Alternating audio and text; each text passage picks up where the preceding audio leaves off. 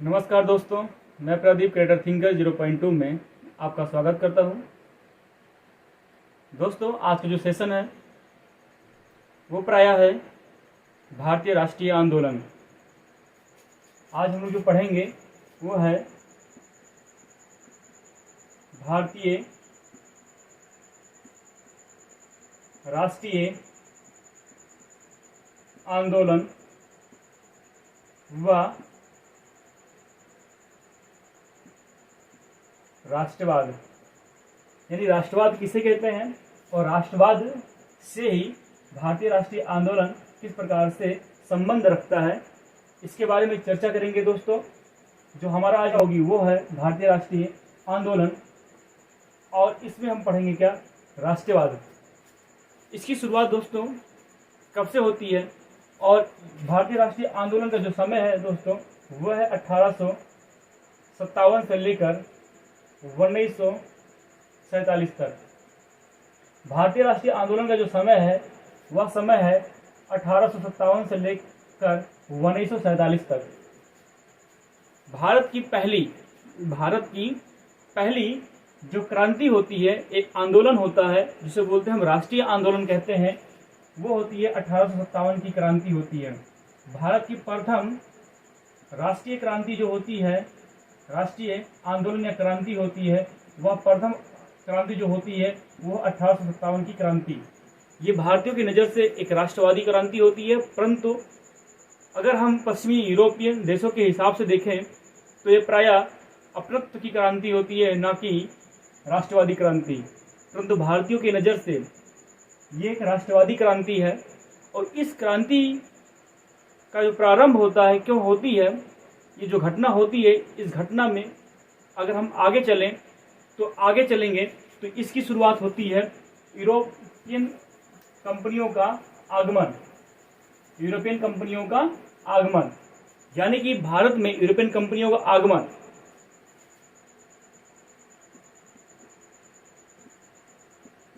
यूरोपियों का भारत में आगमन, यानी भारत में जब यूरोपियन कंपनी आते हैं या यूरोप के लोग आते हैं तो इसकी प्रक्रिया शुरू होती है। आता कौन है सर्वप्रथम, अगर बात करें कि प्रथम व्यक्ति कौन होता है जो भारत में प्रवेश करता है, प्रथम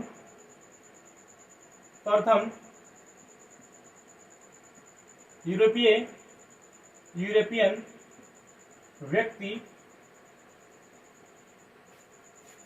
व्यक्ति वास्को डिगामा,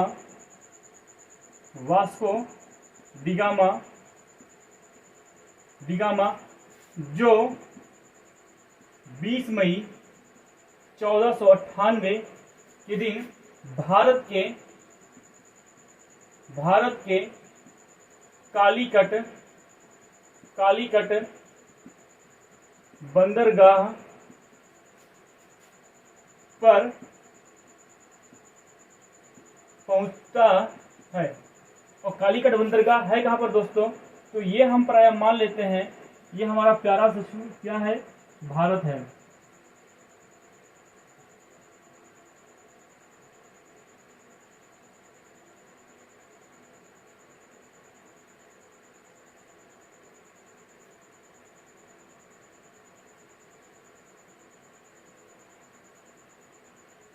ये हमारा भारत है। ये मालाबार पर कालीकट बंदरगाह है, और मालाबार तट जो है वो प्रायः केरल में, ये क्या है, केरल है, केरल की राजधानी तिरुवनंतपुरम। ये मालाबार तट है,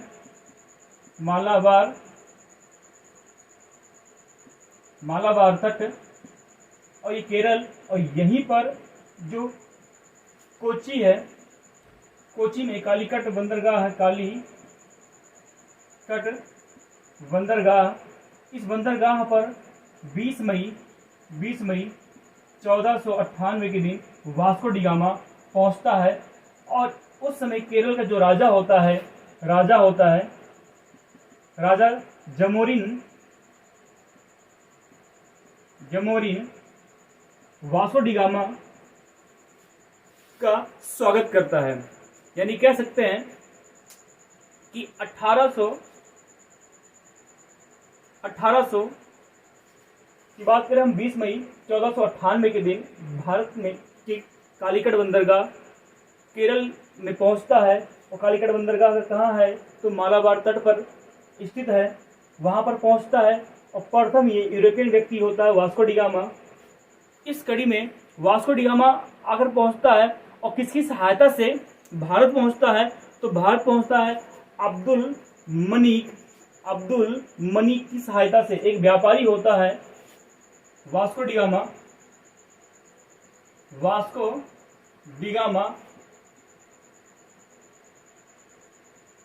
अब्दुल मनीक की सहायता से भारत में वास्को डी गामा पहुंचता है। 20 मई 1498 के दिन। अब्दुल मनीक होता क्या है, तो यह एक व्यापारी होता है। एक व्यापारी होता है। और ये वास्को डी गामा को लाता कहाँ से है, तो अफ्रीका महाद्वीप जो है, अफ्रीका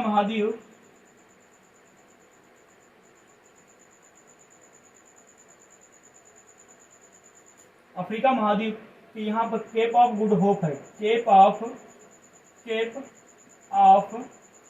गुड होप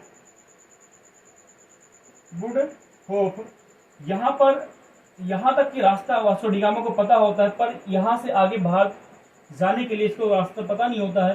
तो इस रास्ते यानी इसे वास्को डी गामा को ले जाने वाला जो व्यक्ति होता है अब्दुल मनीक ले जाता है। और ले कहाँ से जाता है, तो केप ऑफ गुड होप से ले जाता है। केप ऑफ गुड होप कहाँ है, तो दक्षिण अफ्रीका में है। और यहाँ से ये क्या करता है, भारत ले जाता है। और 20 मई 1498 के दिन ये पहुंचता है। राजा जमोरी इसकी स्वागत करता है। और प्रायः जब ये आता है फिर वापस से चला जाता है, और फिर ये वापस आता है 1502 में। और इस प्रकार से इसकी जो कंपनियों की जो स्थापना होगी, शुरू होगी पहली कंपनी का। यहाँ भारत में यूरोपियन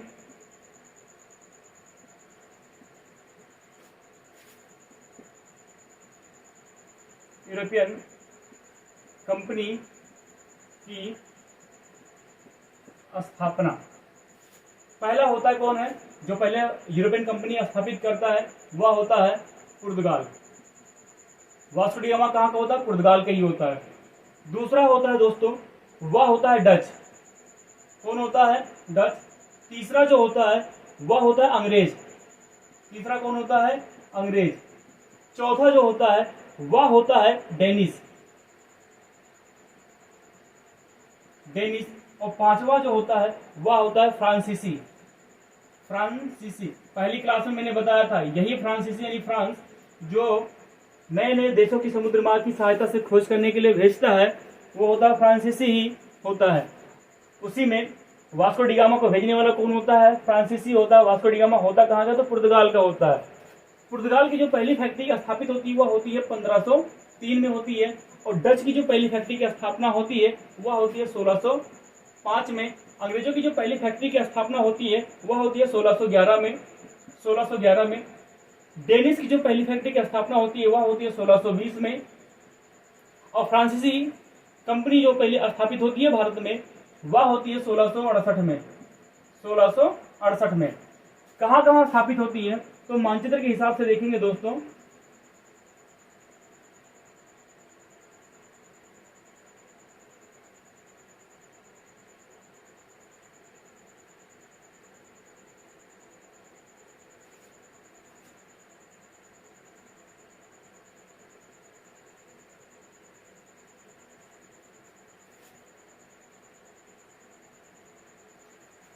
यह है केरल।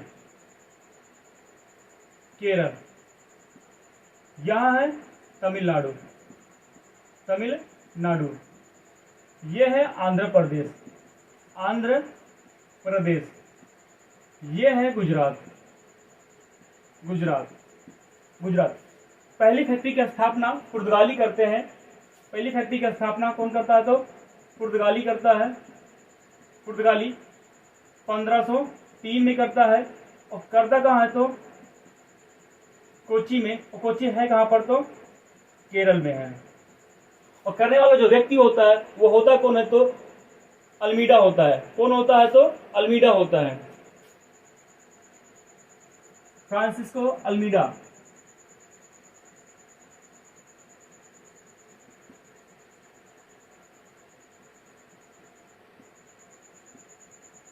अल्मीडा क्या करता है, पुर्तगाल की पहली फैक्ट्री की स्थापना करता है कोची में 1503 में करता है। ये कोची है कहाँ पर तो केरल में है। इसी हिसाब से जो डच होता है, डच की जो पहली फैक्ट्री की स्थापना होती है यानी कोठी जो स्थापित करता है वो आंध्र प्रदेश के मसूलीपट्टनम में करता है। मसूलीपट्टनम में करता है, इसका नाम मछलीपट्टनम है। और करता कब है तो 1605 में करता है। दूसरी कंपनी की जो स्थापना होती है यानी तीसरी जो होती है अंग्रेज की करते हैं। और अंग्रेज भी करते कहाँ है तो 1611 में यहीं पर करते हैं। ये होती है किसकी तो ये होती है डच की, ये होती है डच की, यहीं पर करता है अंग्रेज। अंग्रेज कब करते हैं अपनी पहली फैक्ट्री की स्थापना तो ये करते हैं 1611 में 1611 में करते हैं। इसी प्रकार अगर हम देखेंगे डेनिस अपनी पहली फैक्ट्री की स्थापना तंजौर में करते हैं। और करते हैं कब 1620 में।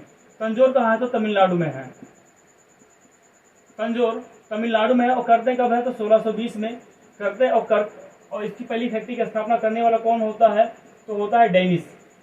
कौन होता है, डेनिस होता है। इसी प्रकार से फ्रांसीसी जो अपनी पहली फैक्ट्री की स्थापना करते हैं वो सूरत में करते हैं 1668 में। सूरत है कहां पर तो गुजरात में, कहां है तो गुजरात में। 1668 में अपनी पहली फैक्ट्री की स्थापना करते हैं। और करता कौन है तो फ्रांसीसी करते हैं, फ्रांसीसी करते हैं। अगर हमसे कहें कि सूरत जो शहर है वो किस नदी के तट पर है तो वो ताप्ती नदी के तट पर है। एक अमरकंटक पर्वत है यहाँ पर, अमरकंटक पर्वत है जिसकी तलहटी से एक नदी निकलती है, उसका नाम है क्या ताप्ती नदी या तापी नदी। और यह के अरब सागर में जाके क्या होती है एसिड बनाते हुए विलय हो जाती है। इसी नदी यानी इसी शहर के में फ्रांसीसी अपनी पहली कोठी या कंपनी की स्थापना करते हैं 1668 में। इस प्रकार से क्या होता है कि 1 बाय 1 करते 5 यूरोपियन कंपनियों की स्थापना भारत में होती है। पहली पुर्तगाल करते हैं 1503 में। पुर्तगाल वाला पहला व्यक्ति जो आता है वह होता है कौन तो होता है वास्को डी गामा, 20 मई 1498 में आता है। दूसरा होता है डच, 1605 में स्थापित करती है अपनी पहली फैक्ट्री की स्थापना। और करते कहाँ है तो मसूलीपट्टनम में, इसका आधुनिक नाम मछलीपट्टनम आंध्र प्रदेश में है। तीसरा है अंग्रेज। अंग्रेज जो होता है वो भारत में आता है सन 1600 में, सन 1608 में आता है। कहीं आपको डेट मिलेगा 1607 या 1608 में। अंग्रेज आता है भारत में सन 1608 में। और आता कहाँ है तो सूरत में आता है। उस समय सूरत का जो राजा होता है सुल्तान होता है वो मुगल साम्राज्य का सुल्तान जहांगीर होता है। और जहांगीर से अंग्रेज व्यापार करने की इजाजत मांगते हैं। जहांगीर इजाजत तो दे देते हैं, परंतु वहां के जो व्यापारी या उग्रवादी लोग होते हैं वो जहांगीर के ऊपर दबाव डालते हैं। और बाद में जहांगीर को दबाव के कारण अंग्रेजों को यहाँ पर कंपनी स्थापित करने से इनकार कर देते हैं। फिर क्या होता है अंग्रेज जाके आंध्र प्रदेश मसूलीपट्टनम में अपनी पहली फैक्ट्री की स्थापना करते हैं। इस प्रकार से क्या होता है यूरोपियन कंपनियों का आगमन होता है। फ्रांसिस्को डी अल्मीडा 1505 में आता है और 1509 तक रहता है।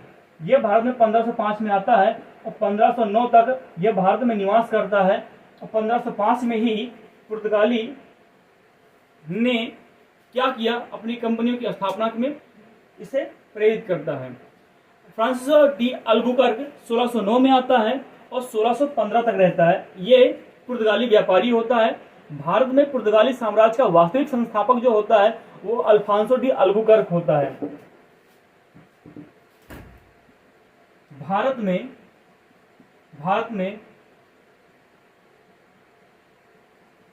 वास्तविक पुर्तगाली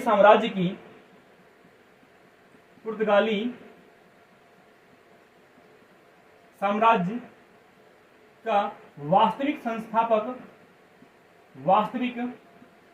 संस्थापक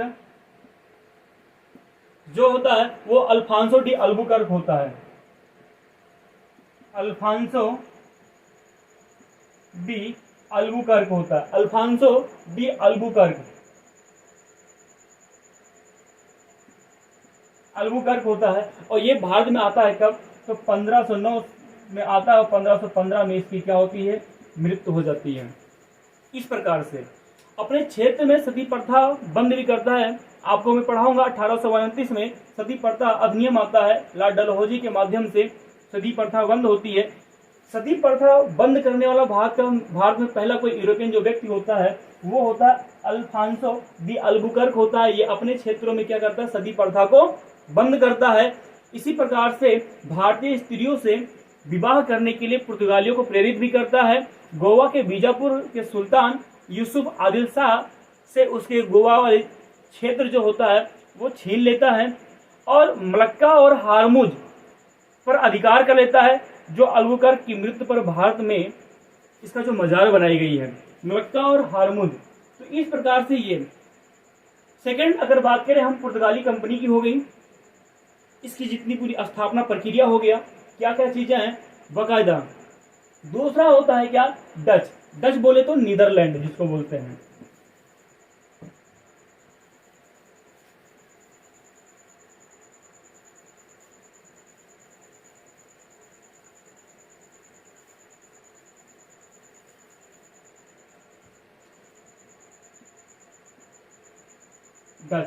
डच होते कहाँ के हैं? तो प्रायः डच जो होते हैं वो नीदरलैंड या हॉलैंड के निवासी होते हैं। नीदरलैंड या हॉलैंड के निवासी हैं। डच अगर आपसे कहें कि डच प्रायः कहाँ के निवासी हैं, तो वर्तमान नीदरलैंड या हॉलैंड के निवासी हैं। ये United East India Company of Netherland की स्थापना भारत में 1605 में करते हैं। कब क्या करते हैं? तो United East India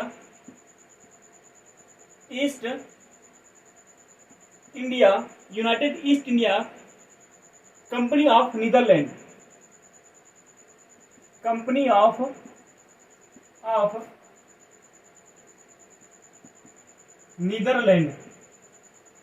of Netherland की स्थापना भारत में कब करते हैं? तो करते हैं 1605 में। कब करते हैं? 1605 में करते हैं। और करते कहाँ? तो मसूलीपट्टनम में करते हैं।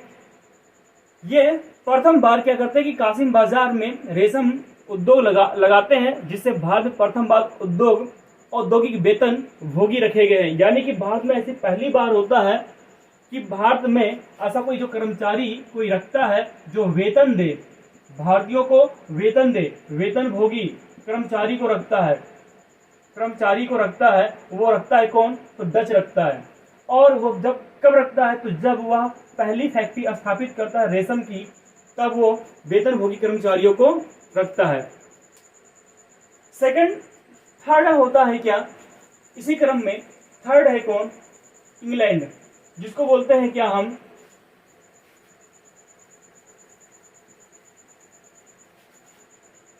East India company. East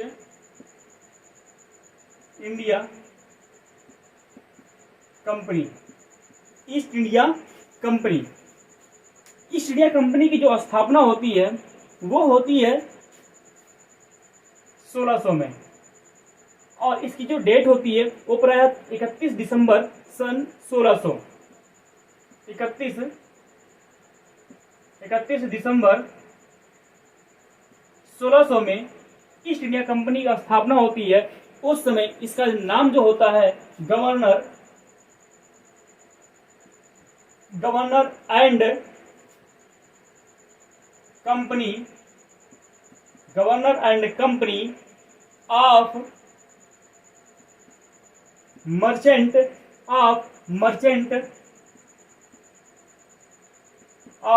merchant of London of London, merchant of London, trading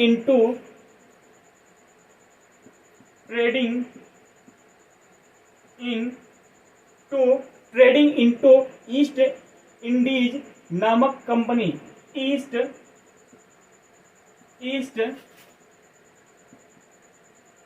Indies company. आज हम जो नाम पढ़ते हैं ईस्ट इंडिया कंपनी, आज हम जो नाम पढ़ते हैं ईस्ट इंडिया कंपनी, जब इसकी स्थापना होती है 31 दिसंबर सन 1600 में, तो इसका नाम होता है governor and company of merchant of London trading into east Indies company. बाद में इसका नाम परिवर्तित होकर ईस्ट इंडिया कंपनी कर दिया जाता है। इसका उद्देश्य क्या होता है? इस संस्था का जो स्थापना होता है, जिसको बोलते हैं ईस्ट इंडिया कंपनी, इसका मुख्य उद्देश्य होता है भारत में आकर व्यापार करना। इसका मुख्य उद्देश्य होता है भारत में आकर व्यापार करना। मुख्य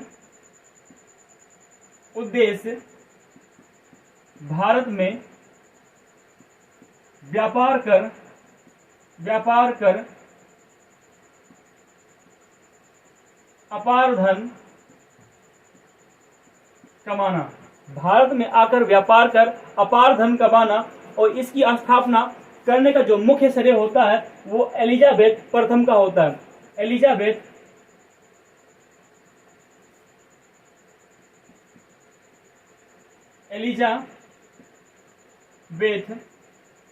प्रथम का होता है। और वहां की उस समय इंग्लैंड की महारानी होती हैं एलिजाबेथ प्रथम। ये क्या करती हैं? पूर्वी देशों के साथ में, पूर्वी देश मतलब जैसे भारत हो गया, जैसे म्यांमार की बात करें, जैसे नेपाल हो गया, जैसे मालदीव हो गया, Thailand, Cambodia, Vietnam, Indonesia, Malaysia, Laos, Jakarta, Sumatra, इन जितने ये देश हैं ये प्राय पूर्वी देश ईस्टर्न कंट्री कहलाते हैं। उन देशों के साथ में ये 15 वर्षों के लिए व्यापार के लिए अनुमति प्रदान करती हैं इस कंपनी को। एलिजाबेथ ने 15 वर्षों के लिए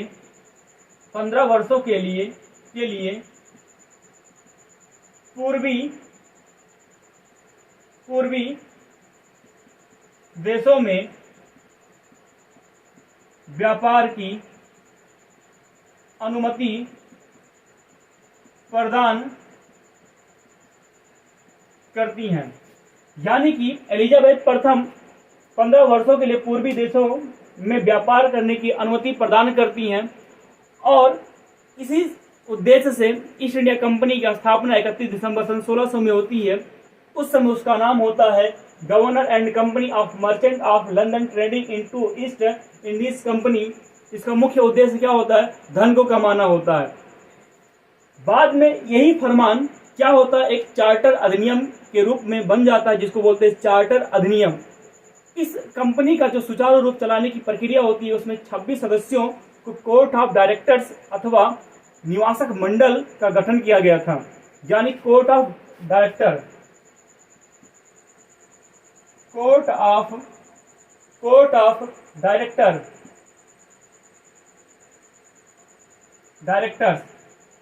ऑफ डायरेक्टर्स की स्थापना 26 सदस्यों के तहत होती है।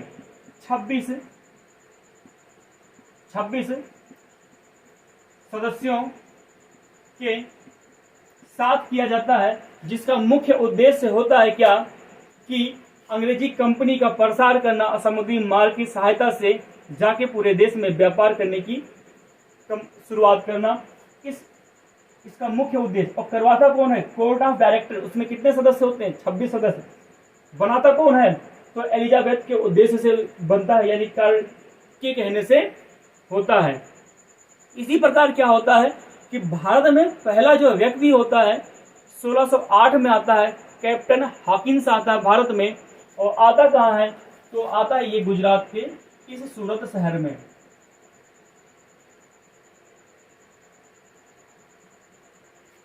ये गुजरात है।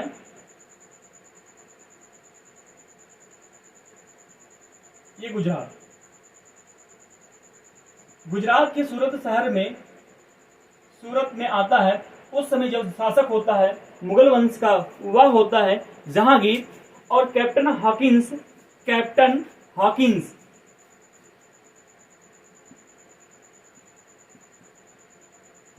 कैप्टन हॉकिंस भारत में यानी सूरत में सन 1608 में आता है और व्यापार करने के लिए अपनी कंपनी की स्थापना की मांग करता है जहांगीर से।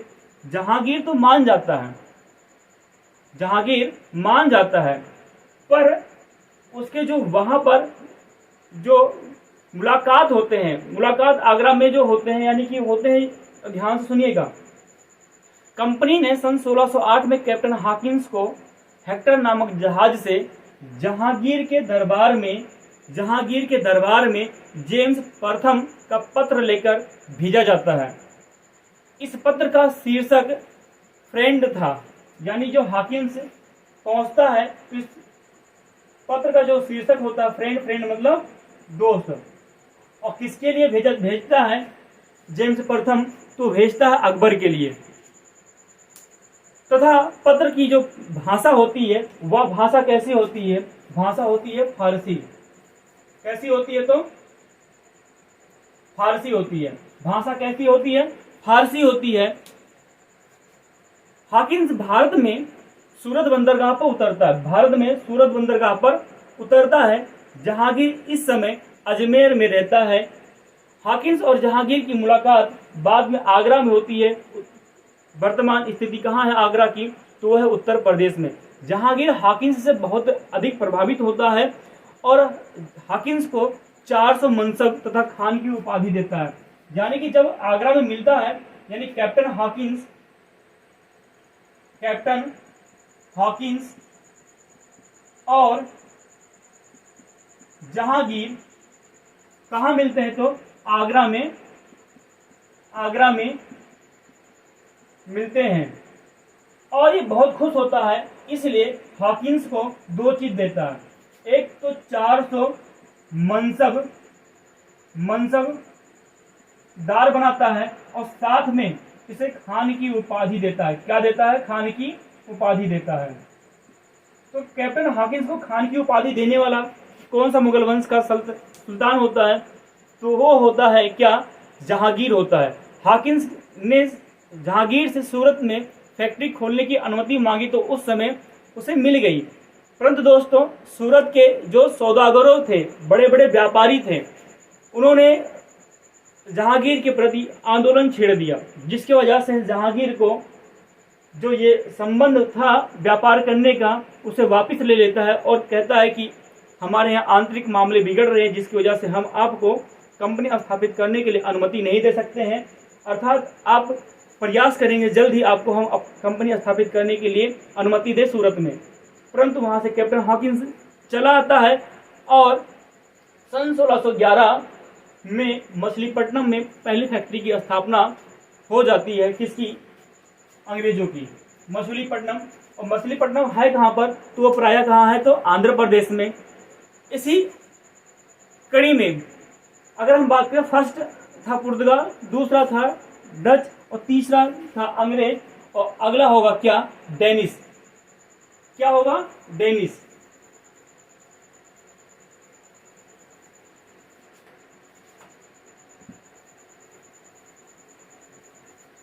दोस्तों,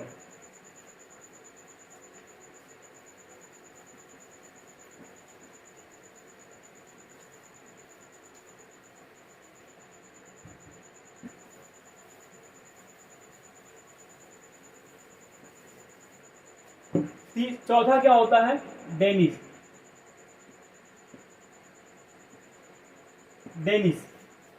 डेनिश यानी कि डेन, यानी डेनिश कहाँ के निवासी थे? तो डेनमार्क के। कहाँ के निवासी थे? डेनमार्क के। और ये आता है भारत में क्या? व्यापार करने के लिए। और आता कब है? तो सन 1620 में आता है। अपनी पहली फैक्ट्री की स्थापना कहाँ करता है? तो मैंने आपको बताया था कि डेनिश अपनी पहली फैक्ट्री की स्थापना प्रायः तंजौर में करते हैं। कहाँ करते हैं? तो तंजौर में। और तंजौर है कहाँ पर? तो वर्तमान तमिलनाडु में। वर्तमान तमिलनाडु में। ये केरल है और यहाँ पर क्या है? तंजौर तमिलनाडु, तमिलनाडु में। 1620 में डेनिस यानी डेनमार्क ने अपनी पहली फैक्ट्री की स्थापना तंजौर में तमिलनाडु में करता है और यह 1745 में अपनी सभी फैक्ट्री अंग्रेजों को बेचकर, सभी फैक्ट्री अंग्रेजों को बेचकर वापस डेनमार्क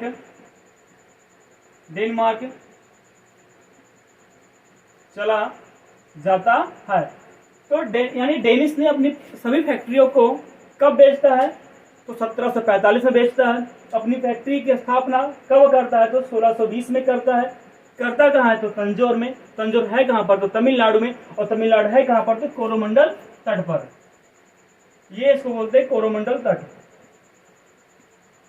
कोरोमंडल तट। लास्ट जो होता है 5th नंबर का, वो है क्या? फ्रांसीसी। कौन है? फ्रांसीसी।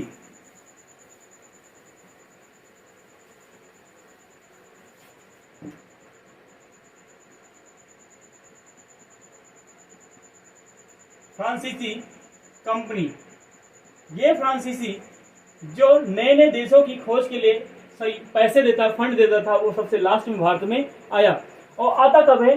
तो सन 1664 में फ्रांस में अन्य देशों की तरह अपनी कंपनी स्थापित हुई, जिसे कंपनी द इंडस ओरिएंटल के नाम से जाना जाता है। इंडस ओरिएंटल के नाम से जाना जाता है। सन 1664 में फ्रांस में व्यापार के उद्देश्य से कंपनी द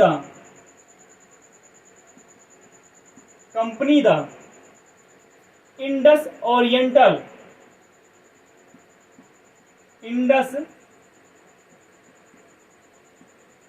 ओरिएंटल नामक एक व्यापारिक कंपनी स्थापित करते हैं।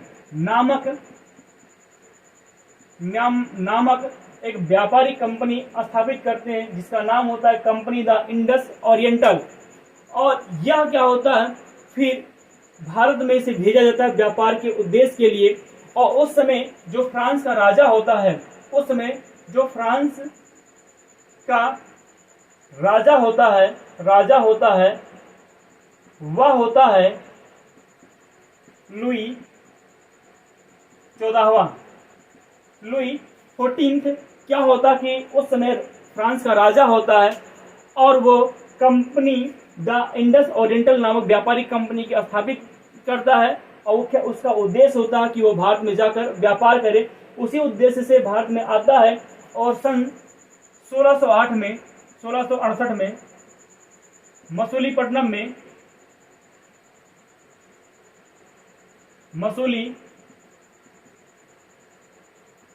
में अपनी पहली फैक्ट्री की स्थापना करता है। और मसूलीपट्टनम है कहाँ पर? तो है आंध्र प्रदेश में। है कहाँ पर? तो आंध्र प्रदेश में। इस हिसाब से क्या होता है कि ये भारत में आते हैं और व्यापार करने लगते हैं। व्यापार की प्रक्रिया शुरू होती है, धन कमाने लगते हैं, इनका लालच बढ़ती है। जैसे जैसे लालच बढ़ती जाती है, ऐसे ऐसे इनकी जो सोच होते हैं वो सोच में परिवर्तन होने लगते हैं। उनको और धन चाहिए था। इस कड़ी में क्या होता है कि हम देखते भी है जिस प्रकार से आज हमारे देश में अगर संविधान की बात करें तो 22 भाषाओं का उल्लेख है। कई भाषाएं हमारे भारत में 50 से भी ज्यादा भाषाओं का उपयोग हमारे भारत में की जाती है। उत्तर प्रदेश के क्षेत्र में, जैसे बस्ती जिले के क्षेत्र में अवधी भाषा का प्रयोग होता है। और ऐसे बिहारी क्षेत्र में आसपास में जाएंगे तो बिहारी लैंग्वेज यानी कि बिहार भोजपुरी लैंग्वेज के बाद यूज होती है। तमिलनाडु में या तेलंगाना में तेलुगु, तमिल, कन्नड़, केरल में कन्नड़, मलयालम, मराठी, गुजराती, कोंकणी, मलयालम इत्यादि ऐसे बहुत सारे भाषाओं बोली जाती है। अब इनको होती थी बहुत समस्याएं। लेकिन उन समस्याओं से पहले एक समस्या और उत्पन्न हो गई, वह होती है औरंगजेब की मृत्यु। होती है क्या? औरंगजेब की मृत्यु। और औरंगजेब की मृत्यु होती है कब? तो होती है 1702 में। 1702 में होती है।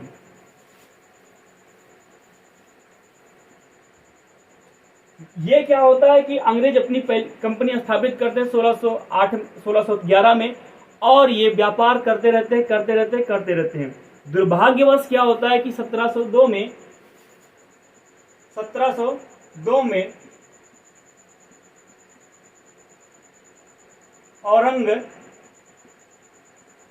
मुगल शासक औरंगजेब की मृत्यु हो जाती है।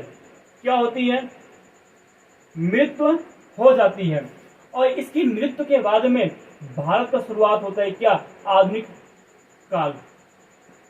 भारत के इतिहास का शुरुआत होता है क्या? आधुनिक काल।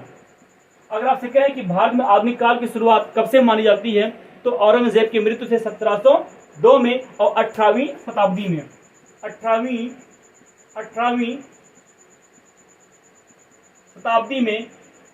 शताब्दी में 1702 में औरंगजेब की मृत्यु होती है।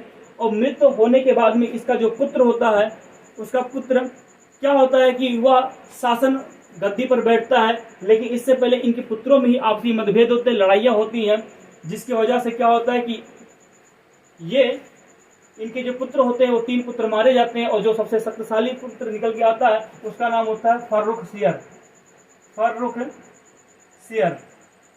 फर्रुख सियर 1717 में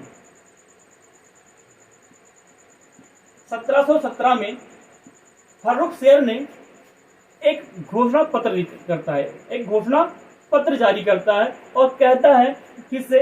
ईस्ट इंडिया कंपनी से। ईस्ट इंडिया कंपनी से संधि करता है और कहता है कि आप मात्र 3000 रुपये प्रति सालिना के हिसाब से हमें एक मुफ्त राशि यानी पैसे या धन दे दीजिए, उसके बदले में पूरे भारत में जितना चाहें उतना आप व्यापार करिए। कितना? मात्र इस 3000 रुपये। संधि करता है कि 3000 रुपये प्रति वर्ष मुफ्त राशि देकर पूरे भारत में व्यापार करें।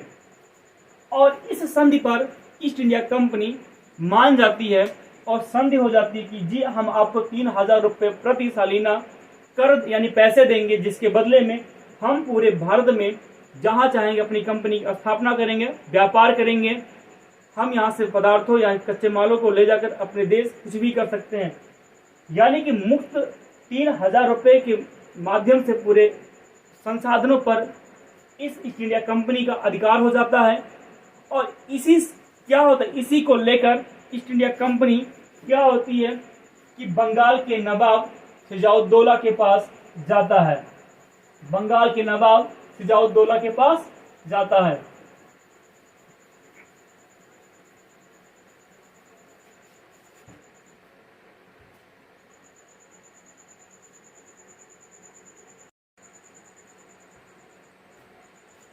इसी संधि को लेकर फर्रुख सियर की जो संधि होती है, फर्रुख सियर की संधि को लेकर ईस्ट इंडिया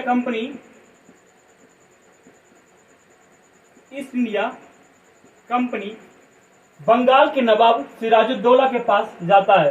कंपनी बंगाल के नवाब सिराजुद्दौला के पास जाता है और इस संधि को बंगाल के नवाब सिराजुद्दौला को दिखाता है और कहता है कि भारत के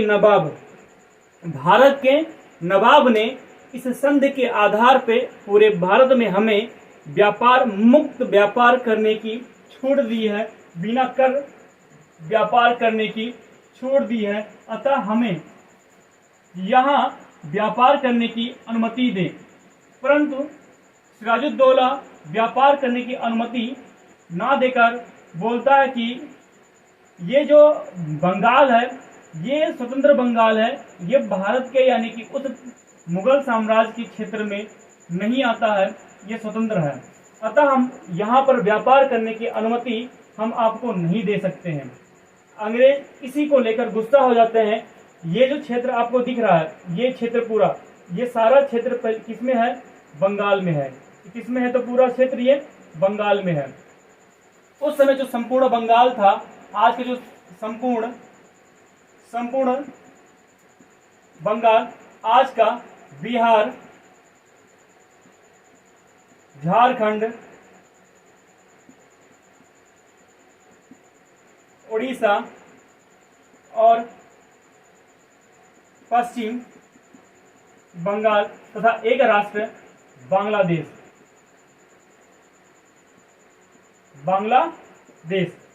बिहार जो होता है, ये पश्चिम बंगाल से जब अलग होता है तो ये अलग होता है 1912 में।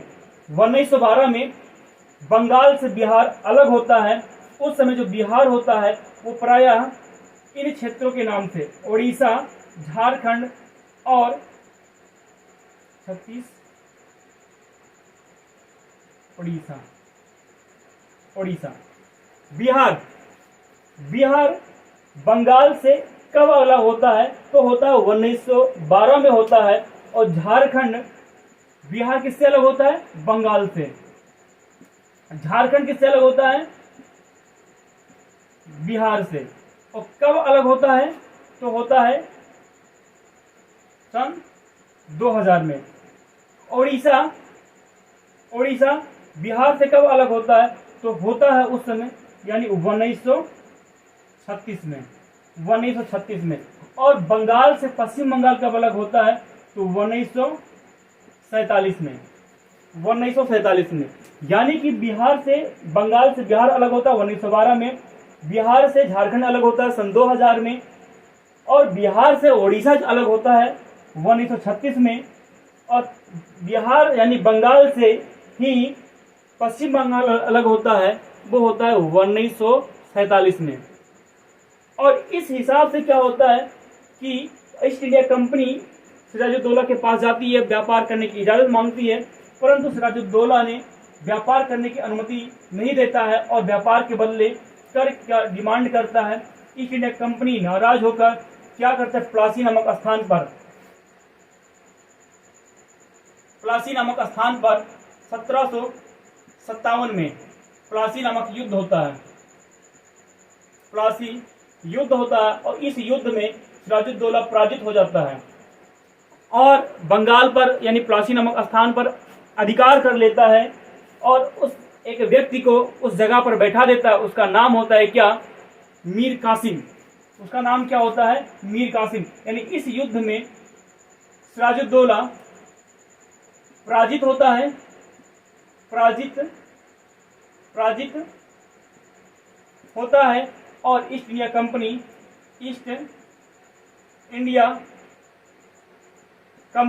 की जीत होती है। और ईस्ट इंडिया कंपनी उसी समय नवाब होता है एक मीर कासिम को बंगाल का नवाब नियुक्त कर देता है और उसे कठपुतली की तरह यूज करता है। लेकिन एक दिन ऐसा समय आता है कि यही मीर कासिम इन ईस्ट इंडिया वाली कंपनी से डिमांड करता है कि आप कर दीजिए और कर के बदले आप व्यापार करिए। परंतु ईस्ट इंडिया कंपनी कहता है कि आपने मुझे धोखा दिया, हमने आपको नवाब बनाया और आप हम ही को ही कर के बदले आप व्यापार करवाएंगे। फिर क्या होता है कि बक्सर नामक स्थान पे, बक्सर है कहां पर? तो बंगाल में ही था उस समय, आज पश्चिम बंगाल में है। बक्सर नामक स्थान पर मीर कासिम और East India Company, Mir Kasim और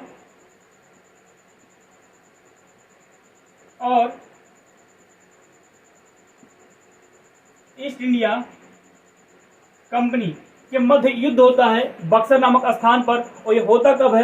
तो 1757 में। ये दोस्तों सॉरी, ये 1757, ये 1757 ठीक है, 1764 ईस्ट इंडिया कंपनी के मध्य 1764 में युद्ध होता है, जिसका नाम होता है बक्सर का युद्ध। जिसका नाम होता है क्या? बक्सर का युद्ध। तो बक्सर का युद्ध कब होता है? 1764 में होता है। Mir Kasim East India Company के मध्य होता है और इसमें ईस्ट इंडिया कंपनी विजय प्राप्त करती है और संपूर्ण बंगाल में, संपूर्ण बंगाल मतलब बिहार, झारखंड, उड़ीसा, पश्चिम बंगाल, वर्तमान बांग्लादेश, ये संपूर्ण बंगाल कहलाता है। और संपूर्ण बंगाल समेत अवध के क्षेत्रों में, पूर्वी अवध के क्षेत्र जैसे आज उत्तर प्रदेश के क्षेत्रों पे अधिकार करके और पूरे देश में क्या करता है? ये व्यापार करता है।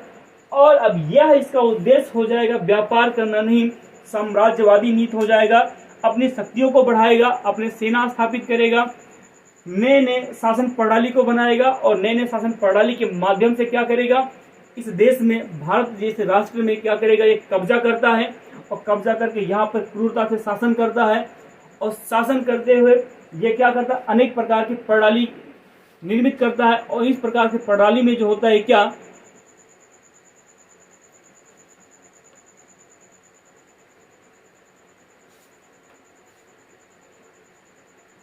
पहली जो प्रणाली होती है उस प्रणाली का नाम है क्या? जमींदारी व्यवस्था, जिसको बोलते हैं अस्थायी बंदोबस्त व्यवस्था। होता क्या है दोस्तों? अब क्या करता है ये कि यहाँ पर व्यापार के माध्यम से सभी किसानों को या जितने भी राजा रजवाड़े होते हैं उनको ये परेशान करने लगता है।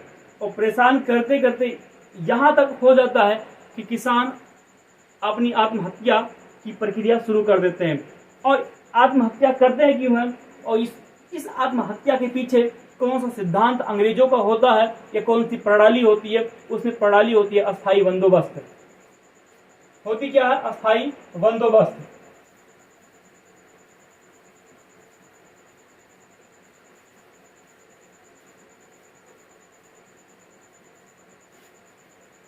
तो यहां पर जो मुख्य होगा अस्थायी बंदोबस्त, हम लोग पढ़ेंगे नेक्स्ट सेशन में। और वहां होगी क्या? 1857 की क्रांति होने का कारण।